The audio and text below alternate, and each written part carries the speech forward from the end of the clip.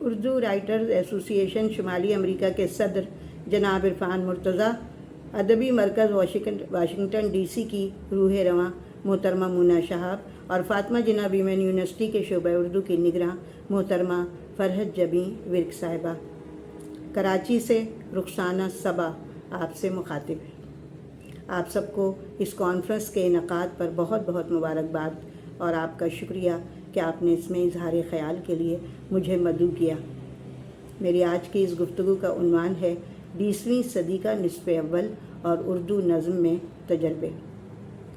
جدید اردو نظم نے جس طرح روح عصر کو سمیٹا ہے وہ حیرت انگیز ہے۔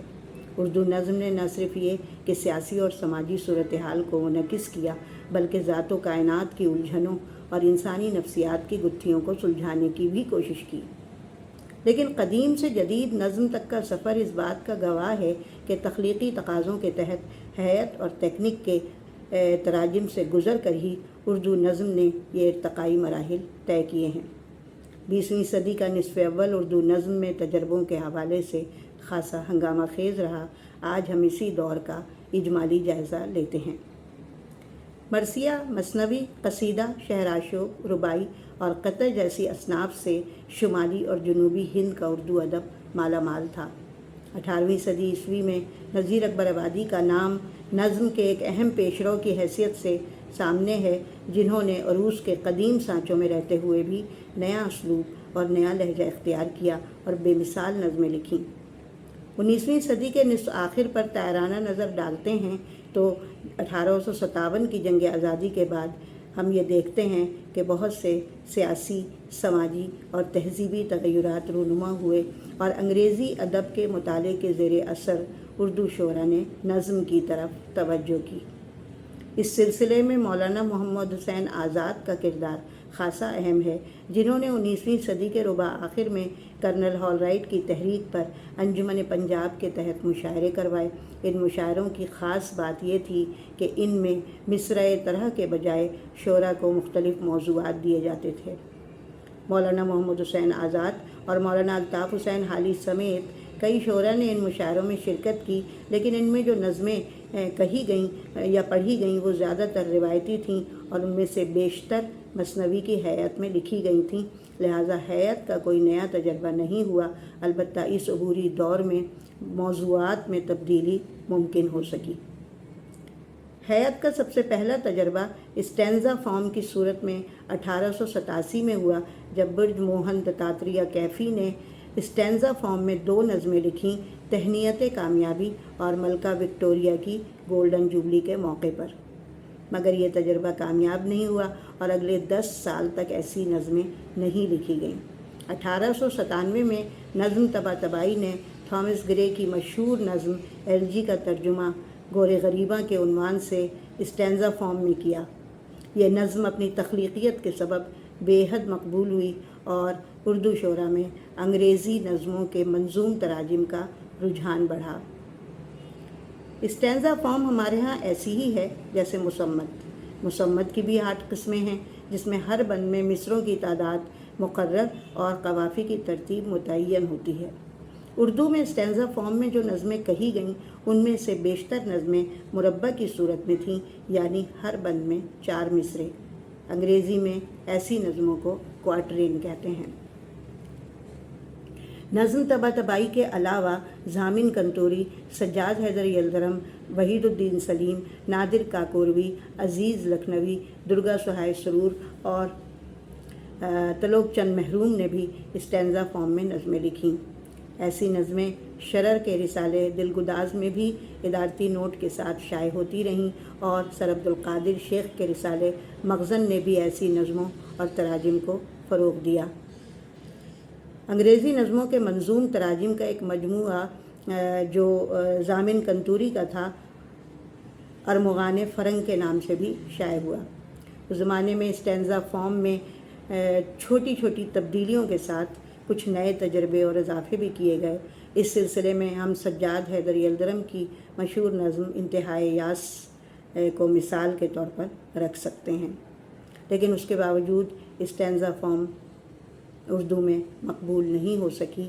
ہاں، البتہ یہ ضرور ہوا کہ انگریزی ادب کے مطالعے کا شوق بڑھا اور نظم معرہ کی راہ ہموار ہوئی۔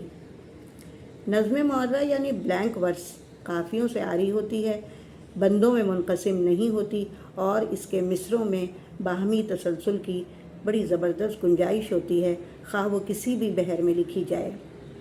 انگریزی میں نظم معرہ صرف آئمبک پینٹامیٹر میں لکھی گئی، لیکن اردو میں معرہ نظمیں شروع سے ہی مختلف بحروں میں لکھی جاتی رہیں۔ محمد حسین آزاد کی نظمیں جغرافیۂ طبعی کی پہیلی اور جذب دروں اس سلسلے کی بالکل اولین نظمیں ہیں۔ ان کے بعد اسماعیل میٹھی نے بچوں کے لیے 2 نظمیں چڑیا کا بچہ اور تاروں بھری رات بھی نظم معرہ کی حیات میں لکھیں۔ 1900 سے 1901 تک مولانا عبدالحلیم شرر نے اپنے رسالے دلگداز کے مختلف شماروں میں اپنے پہلے منظوم ڈرامے کے مختلف مناظر شائع کیے اور انہیں نظمیں غیر مقفع کہا۔ بعد میں مولوی عبدالحق کی تجویز پر انہیں نظم معرہ کا نام دیا۔ 1910 اور 1918 میں عبدالحلیم شرر کے 2 اور منظوم ڈرامے نظم معرہ کی حیات میں مظلوم ورجینیا اور اسیر بابل شائع ہوئے۔ اسیر بابل گولڈ اسمتھ کے ڈرامے کا منظوم ترجمہ تھا۔ شرر نے نظم معرہ کی حمایت میں مضامین بھی لکھے اور ان کی تحریک پر دیگر شعراء نے بھی معرہ نظمیں لکھیں، لیکن کچھ شعراء نے اپنے مضامین میں اس کی مخالفت بھی کی۔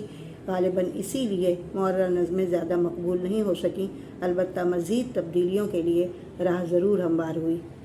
مولانا تاجور نجیب آبادی نے بعد میں ان نظموں کے فروغ کی کوشش کی اور 1923 سے 1935 تک ایسی نظمیں مختلف رسائل میں شائع ہوتی رہیں۔ اسی زمانے میں عبد الرحمن بجنوری نے ٹیگور کی مشہور نظم گیتانجلی کے کچھ حصوں کا ترجمہ معرہ نظم کی صورت میں کیا، جو 1925 میں شائع ہوا۔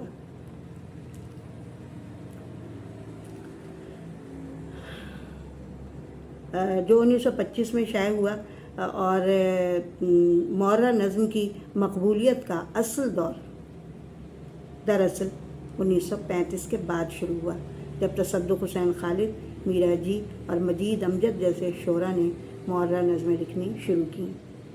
20ویں صدی کے نصف اول میں اردو نظم میں سونٹ کے تجربے بھی ہوئے۔ انگریزی میں اس کے لیے ایک بحر مخصوص ہے اور یہ 14 مصروں پر مشتمل غنائی شاعری کا ایک دلکش نمونہ ہے، جو البتہ قوافی کی ترتیب کے لحاظ سے اس کی 3 قسمیں ہیں۔ اردو شعراء نے مختلف بحروں میں سونٹ لکھے اور جہاں تک قوافی کی ترتیب کا سوال ہے تو وہاں کہیں نہ کہیں انگریزی نظموں کے قوافی کی جو ترتیب ہے اس کی ہو بہو پیروی کی اور کہیں ان تراتیب میں تبدیلیوں اور رد و بدل سے بھی کام لیا۔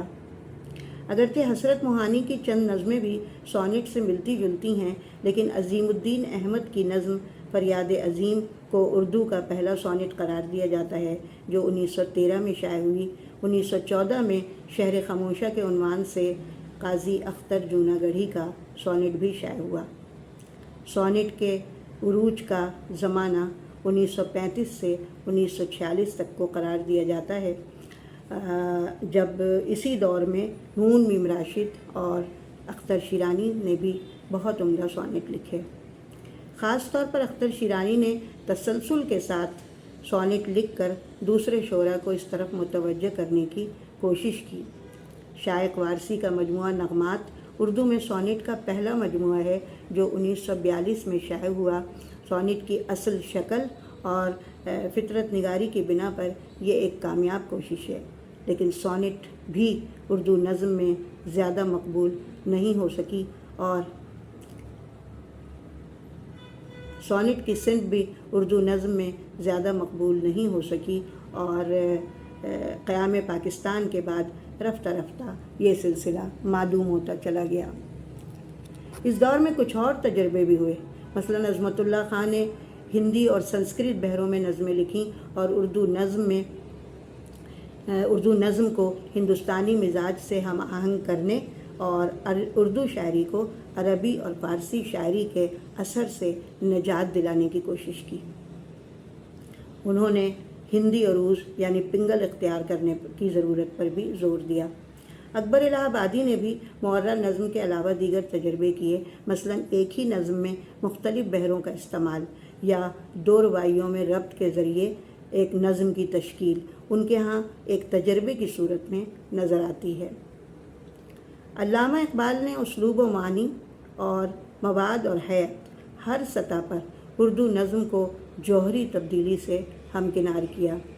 اقبال کے ہاں حیت سے زیادہ مواد کی اہمیت تھی، لیکن انہوں نے نظم کے روایتی سانچوں مثلاً مثنوی، مرثیہ، ترکیب بند اور ترجیح بند میں بھی زبردست طریقے سے توسیع کی۔ انہوں نے ایک نیا راستہ اختیار کرتے ہوئے اردو نظم کو ایک دلپذیر آہنگ، نامیاتی وحدت اور معنوی تہداری سے آراستہ کیا اور نظم کو تکمیل کی طرف گامزن کیا۔ ترقی پسند تحریک کے زیر اثر جو نظمیں لکھی گئیں ان میں موضوعات تو ضرور بدلے، لیکن زیادہ تر روایتی پیمانوں میں ہی تھوڑے بہت رد و بدل کے ساتھ ایسی نظمیں لکھی گئیں۔